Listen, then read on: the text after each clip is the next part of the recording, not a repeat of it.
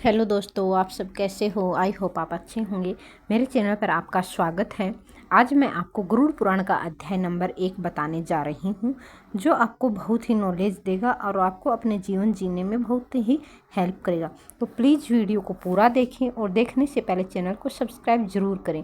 अब ना तो वीडियो को पूरा देखते हैं और ना ही चैनल को सब्सक्राइब करते हैं। सो प्लीज़ दोस्तों, मेरी वीडियो को लाइक शेयर और सब्सक्राइब ज़रूर करें, ताकि मुझे हेल्प मिलती रहे और मोटिवेशनल मिलती रहे और ऐसी ही वीडियो मैं आपके सामने लेकर आती रहूं। तो प्लीज़ दोस्तों, वीडियो को शेयर, लाइक और सब्सक्राइब जरूर करें। तो आज हम जानते हैं गरुड़ पुराण का अध्याय नंबर 1। तो आज हम इसमें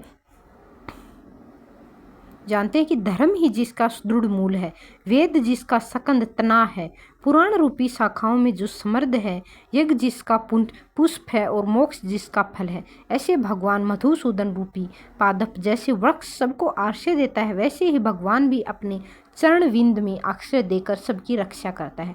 इसलिए भगवान मधुसूदन को यहाँ पादप और वृक्ष की उपमा दी गई है। कल्प वृक्ष की जय हो। देव क्षेत्र नैमिष नारायण में स्वर्ग लोक की प्राप्ति की कामना से सैनकादि ऋषियों ने एक बार सहस्त्र वर्ष पूर्ण होने वाला यज्ञ प्रारंभ किया। एक समय प्रातः काल में हवन आदि कृत्यों का संपादन करके उन सभी मुनियों का सत्कार किए गए। आसनासीन सूत जी महाराज के आदर पूर्ण की है पूछा। ऋषियों ने कहा कि हे सूत जी महाराज, आपने सुख देने वाले देव मार्ग का सम्यक निरूपण किया है। इस समय हम लोग भयावह यम मार्ग के विषय में सुनना चाहते हैं। तो आप हमें यम मार्ग के बारे में बताइए, यहाँ कैसा फील होता है और कैसे यहाँ पे कैसा रास्ता होता है, क्या क्या कठिनाइयाँ आती हैं यम मार्ग पर जाते समय इंसान को। आप सांसारिक दुखों को और उस क्लेश को, विनाशक साधक को तथा इस लोक के और परलोक के क्लेशों को यथावत वर्णन करने में समर्थ हैं। अतः उसका वर्णन कीजिए और हमें इस लोक और देवलोक के बारे में अधिक जानकारी दीजिए। तो इस पर सूत जी बोले कि हे मुनियों, ध्यान से सुनो, मैं आपको यमलोक के बारे में बताने जा रहा हूँ। वहाँ पे क्या क्या कठिनाइयाँ आती हैं और कैसा ये सफ़र रहता है, आप लोग सुनो। मैं अत्यंत दुर्गम यम मार्ग के विषय में कहता हूँ, जो आपको पुण्यात्मा जनों के लिए सुखद और पापियों के लिए दुखद है। तो यम मार्ग जो होते हैं, जो अच्छा काम करती हैं, उन आत्माओं के लिए बहुत ही अच्छा होता है, सुखद होता है। लेकिन जो अपने जीवन में दुख करते हैं, उनके लिए बहुत ही कष्ट भरा होता है। गरुड़ जी के पूछने पर भगवान विष्णु ने उनसे जैसा कुछ कहा था, मैं उसी प्रकार आप लोगों को संदेह को निवृत्ति के लिए कहूँगा। किसी समय वैकुंठ में सुखपूर्वक विराजमान परम गुरु श्री हरि से विनम्रता पूर्ण गरुड़ जी ने विनय से झुककर पूछा। गरुड़ जी ने कहा, हे देव, आपने भक्ति मार्ग का अनेक प्रकार से मेरे समक्ष वर्णन किया है और भक्तों को प्राप्त होने वाले उत्तम गति के विषय में भी कहा है। अब हम भयंकर यम मार्ग के विषय में सुनना चाहते हैं। हमने सुना है कि आपकी भक्ति से विमुख प्राणी वही नरक में जाते हैं। भगवान का नाम सुगमता पूर्वक लिया जा सकता है। जिह्वा प्राणी के अपने वश में है तो भी लोग नरक में जाते हैं। ऐसे उद्धम मनुष्य को बार बार धिक्कार है। इसलिए हे भगवान, पापियों को जो गति प्राप्त होती है ना, तथा यम मार्ग में जैसे कि वे अनेक प्रकार के दुख प्राप्त करते हैं, उसे आप मुझसे कहें और हमें बताएं कि वहाँ कौन कौन से कर्मों के अनुसार क्या क्या दुख झेलने पड़ते हैं। इस पर श्री भगवान बोले, हे पक्षिंदर सुनो, मैं उस यम मार्ग के विषय में कहता हूँ, जिस मार्ग से पापी जन नरक की यात्रा करते हैं, जो सुनने वालों के लिए भी भयावह है। वहाँ ऐसे दुख झेलने पड़ते हैं कि आपका सुनकर ही आपका कलेजा हिल जाएगा। तो आज मैं आपको बताता हूँ कि अगर आप पाप करते हो और बुरे कर्म करते हो, तो आपको उस मार्ग में कौन कौन से दुख झेलने पड़ेंगे। हे तीर्थार्थ, जो प्राणी सदा पाप परायण है, दया और धर्म से रहित है, जो दुष्ट लोगों की संगति में रहते हैं, सत्य शास्त्र और सतंगी संगति से विमुख हैं, जो अपने को स्वयं प्रतिष्ठित मानते हैं, अहंकारी हैं तथा धन और मान के मद में चूर हैं, आसुरी शक्ति को प्राप्त हैं तथा देवी संपत्ति से रहित हैं, जिनका चित्त अनेक विषयों में आसन्न होने से भ्रांत है, जो मोह के जाल में फंसे हुए हैं और कामनाओं के भोग में ही लगे रहते हैं, ऐसे व्यक्ति अपवित्र नरक में गिरते हैं। जो लोग ज्ञानशील हैं वे परम गति को प्राप्त होते हैं। पापी मनुष्य दुख पूर्वक यम यातना प्राप्त करते हैं। पापियों को इस लोक में जैसे दुख की प्राप्ति होती है और मृत्यु के पश्चात वे जैसे यम यातना को प्राप्त होते हैं, उसे तुम ध्यान से सुनो। यथोपार्जित पुण्य और पाप के फलों को पूर्व में भोगकर कर्म के संबंध में उसे कोई शारीरिक रोग हो जाता है, मानसिक रोग हो जाता है, व्याधि शारीरिक हो जाता है, से युक्त तथा जीवन धारण करने की आशा से उत्कंठित उस व्यक्ति की जानकारी के बिना ही सर्प की भांति बलवान काल उसके समीप आ पहुंचता है। उस मृत्यु की समाप्ति की स्थिति में भी उसे वैराग्य नहीं मिलता। उसने जिनका भरण पोषण किया था उन्हीं के द्वारा उसका भरण पोषण होता है। वृद्ध व्यवस्था के कारण विकृत रूप वाला और मरणाभिमुख वह व्यक्ति घर में अवन्नापूर्वक दी हुई वस्तुओं को कुत्ते की भांति खाता हुआ जीवन व्यतीत करता है। वह रोगी हो जाता है, उसे मंदाग्नि हो जाती है, जो उसका आहार और उसकी सभी चेष्टाएं कम हो जाती हैं। प्राण आयु के बाहर निकलते समय आंखें उल्ट जाती हैं, नाड़ियां कफ से रुक जाती हैं, उसे खांसी और श्वास लेने में प्रयत्न करना पड़ता है तथा कंठ से घूर घूर के शब्द निकलने लगते हैं। चिंता मगन स्वजनों से घिरा हुआ तथा सोया हुआ वह व्यक्ति कालपाश के वशीभूत होने के कारण बुलाने पर भी नहीं बोलता। इस प्रकार कुटुंब के भरण पोषण में ही निरंतर लगे रहने वाला व्यक्ति, अजितेंद्रिय व्यक्ति, अंत में रोते बिखलते बंधुओं के बीच उत्कट वेदना से संज्ञा शून्य होकर मर जाता है। हे गरुड़, उस अंतिम क्षण में प्राणी को व्यापक दिव्य दृष्टि प्राप्त हो जाती है, जिससे वह लोक परलोक को एकत्र देखने लगता है। अतः चकित होकर वह कुछ भी नहीं कहना चाहता। यमदूतों के समीप आने पर भी सभी इंद्रियां विकल हो जाती हैं, चेतना जड़ीभूत हो जाती है और प्राण चलायमान हो जाते हैं। अतुर काल में प्राण वायु के अपने स्थान से चल देने पर एक क्षण भी एक कल्प के समान प्रतीत होता है और 100 बिच्छुओं के डंक मारने जैसी पीड़ा होती है। वैसी पीड़ा का उस समय उसे अनुभव होने लगता है। वह मरणासन व्यक्ति फेन उलगने लगता है और उसका मुख लार से भर जाता है। पापी जनों के प्राण आयु गुदा मार्ग से निकलते हैं। उस समय दोनों हाथों में पाश और दंड धारण किए, नग्न दांतों को कटकटाते हुए, क्रोधपूर्ण नेत्र वाले यम के 2 भयंकर दूत समीप में आते हैं। उनके केश ऊपर की ओर उठे हुए होते हैं, वे कोए के समान काले होते हैं और टेढ़े मुख वाले होते हैं तथा उनके नख आयुध की भांति होते हैं। उन्हें देखकर भयभीत हृदय वाला वह मरणासन प्राणी मलमूत्र का विसर्जन करने लगता है और उसका टॉयलेट या फिर लैट्रिन निकल जाता है। अपने पांव भौतिक शरीर से हृदय हाय करते हुए निकलता हुआ तथा यमदूतों के द्वारा पकड़ा हुआ वह अंगुष्ठ मात्र प्रमाण का पुरुष अपने घर को देखता हुआ यमदूतों के द्वारा यातना देह से ढक करके गले में बलपूर्वक पासों से बांधकर सुदृढ़ यम मार्ग यातना के लिए उसी प्रकार ले जाता है जिस प्रकार राजपुरुष दंडनीय अपराधी को ले जाते हैं। इस प्रकार ले जाए जाते हुए उस जीव को यम के दुष्ट तर्जना कर के डराते हैं और नरकों की तिरोभय का पुनः पुनः वर्णन करते हैं, सुनाते हैं। यमदूत कहते हैं कि हे दुष्ट, जल्दी चल, तुम यमलोक को जाओगे। आज तुम्हें हम सब कुछ कुंभी पाप आदि के नरकों में शीघ्र ही ले जाएंगे।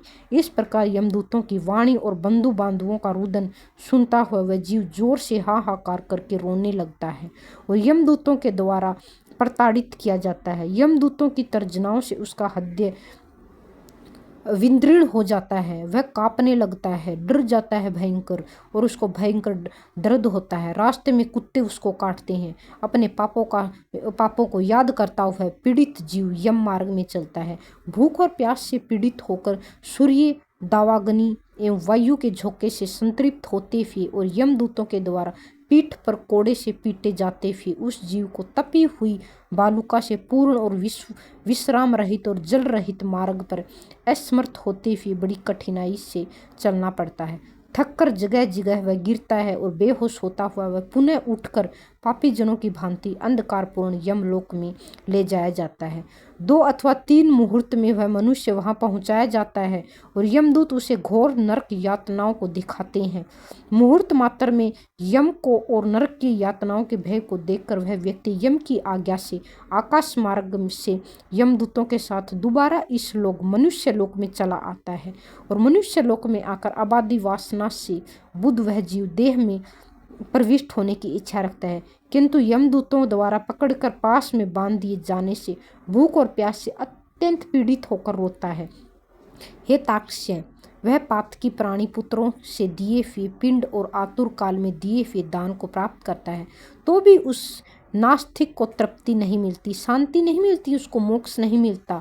उसके जो वंशज होते हैं उसको पिंड दान करते हैं, लेकिन उसको शांति और मोक्ष की प्राप्ति नहीं होती। पुत्रों के द्वारा, संतान के द्वारा पापियों के उद्देश्य से किए गए श्राद्ध और दान और जलाजली उसके पास ठहरती ही नहीं है। जो उसको श्राद्ध उसके वंशज देते हैं वो उनके पास ठहरता ही नहीं है। उनको अगर वो उनके ठहर जाता है उनके पास तो उनको मोक्ष की प्राप्ति हो जाती है, लेकिन वो उनके पास ठहरता ही नहीं है, क्योंकि उनके बुरे कर्म किए हुए होते हैं और उनके कर्मों का फल उन्हें मिलता है। अंततः पिंड दान का भोग करने पर भी वे सुधा से व्याकुल होकर यम मार्ग में जाते हैं। जिनका पिंडदान नहीं होता है वह प्रेत रूप में होकर और अनंत समय तक निर्जन वन में दुखी होकर घूमते रहते हैं। जिनका पिंडदान उनकी संतान नहीं करते हैं वो अत्यंत दुखी रहते हैं, वो आत्मा, और दुखी होकर घूमते रहते हैं इधर उधर और भूत प्रेत के रूप में रहते हैं और लोगों को भी परेशान करते हैं। सैकड़ों करोड़ वर्ष बीत जाने पर भी बिना भोग किए कर्म फल का नाश नहीं होता, और जब तक वह पापी जीव यातनाओं का भोग नहीं कर लेता, यानी उसके द्वारा किए गए पापों का वह भोग नहीं कर लेता, तब तक उसे मनुष्य शरीर भी प्राप्त नहीं होता है। जब तक वह पूरे अपने पापों का प्रायश्चित नहीं कर देता है तब तक उसको दोबारा मनुष्य की बॉडी नहीं मिलती है। हे पक्षी, इसलिए पुत्र को चाहिए कि वह 10 दिनों तक प्रतिदिन पिंड दान करे। अगर संतान को अपने वंशजों के, अपने मरे हुए वंशजों का ना, अपनी उसका पूर्वजों का पिंड दान करना है तो वो लगातार 10 दिन तक पिंड दान करे, तभी उनको मोक्ष मिलेगी या फिर उनको दूसरा जीवन मिलेगा। हे पक्षी श्रेष्ठ, वे पिंड प्रतिदिन 4 भागों में विभक्त होते हैं, अर्थात 4 भागों में बटे हुए होते हैं। उनमें 2 भाग तो प्रेत के देह के पंचभूतों की पुष्टि के लिए होते हैं, तीसरा भाग यमदूतों को प्राप्त होता है और चौथे भाग से उस जीव को आहार प्राप्त होता है। 9 रात दिनों में पिंड को प्राप्त करके प्रेत के शरीर बन जाता है, यानी भूत का शरीर बन जाता है, और 10वें दिन उसमें बल की प्राप्ति होती है। हे खग, मर्त व्यक्ति के देह के जल जाने पर पिंड के द्वारा पुनः 1 हाथ लंबा शरीर प्राप्त होता है, जिसके द्वारा वह प्राणी यमलोक के रास्ते में शुभ और अशुभ कर्म के फल को भोगते हुए जाता है। अगर वह शुभ कार्य करता है तो उसको बहुत ही अच्छा लगता है यमलोक और उसको स्वर्ग की प्राप्ति होती है, लेकिन वह अगर अपने जीवन काल में बुरे काम करता है तो उसको बहुत ज़्यादा यातनाएं भोगनी पड़ती हैं। कुत्ते काटते हैं, यमदूत उसको परेशान करते हैं। पहले दिन जो पिंड दिया जाता है उससे उसका सिर बनता है, यानी 9 दिन जो उसके वंशज पिंड देते हैं उनसे उसके कौन से शरीर के कौन से भाग बनते हैं हम यहाँ यह जान रहे हैं। तो पहले दिन से उसका सिर बनता है, दूसरे दिन के पिंड से उसकी गिरवा, गर्दन और स्कंद, यानी जो गर्दन होती है और कंधे होते हैं ये बनते हैं, और तीसरे दिन के पिंड से उसका हृदय बनता है, दिल बनता है। चौथे पिंड से उसका पृष्ठ भाग, पीठ बनती है, पीठ और कमर बनती है। 5वें से नाभि बनती है और 6ठे पिंड और 7वें पिंड से क्रमशः उसकी कमर, गुहांग उत्पन्न होती हैं। 8वें पिंड से उसे उरु जांघें बनती हैं और 9वें पिंड से उसके जानू, घुटने और पैर बनते हैं। इस प्रकार 9 पिंडों से देह को प्राप्त कर के वह 10वें पिंड को उसकी सुग्ध और तृष्णा, भूख प्यास से दोनों जागृत होती हैं। इस पिंड जन शरीर को प्राप्त करके भूखे और प्यास से पीड़ित जीव 11वें तथा 12वें 2 दिन भोजन करता है। 13वें दिन यमदूत के द्वारा बंदर की तरह बंधा हुआ और घसीटते हुए प्राणी अकेला उस यम मार्ग में जाता है। हे खग, मार्ग में मिलने वाली वैतरणी को छोड़कर, वैतरणी यहाँ पे एक नदी होती है, और वैतरणी को छोड़कर यमलोक के मार्ग की दूरी का प्रमाण 86,000 योजन है। 86,000 बहुत लंबा होता है, जीव को बहुत कष्ट झेलने पड़ते हैं। वह प्रेत प्रतिदिन रात दिनों में से 247 योजन चलता है। मार्ग में आए हुए उन 16 पुरों नगर को पार करके पातकी व्यक्ति धर्मराज के भवन में जाता है। सौम्यपुर 2 श्रीपुर 3, ये यहाँ के क्या है नगर हैं। नरेंद्र भवन 4, गंधर्वपुर 5, शैलागम 6, क्रोचपुर 7, क्रूरपुर 8, विचित्र भवन 9, ब्रह्मापुदपुर 10, दुखदपुर 11, नानाक्रंदनपुर 12, सुप्त भवन 13, रौंदरपुर 14, प्रयोवर्षपुर 15, सीतांडपुर तथा 16। बहुबितिहीपुर को पार करके इनके आगे यमपुर में धर्मराज का भवन स्थित है। यमराज के दूतों के पासों से बंधा हुआ पापी जीव रास्ते भर आहाकार करता, रोता, बिखरता और दर्द से बिखलाता हुआ जाता है। रोता हुआ अपने घर को छोड़ करके यमपुरी को जाता है।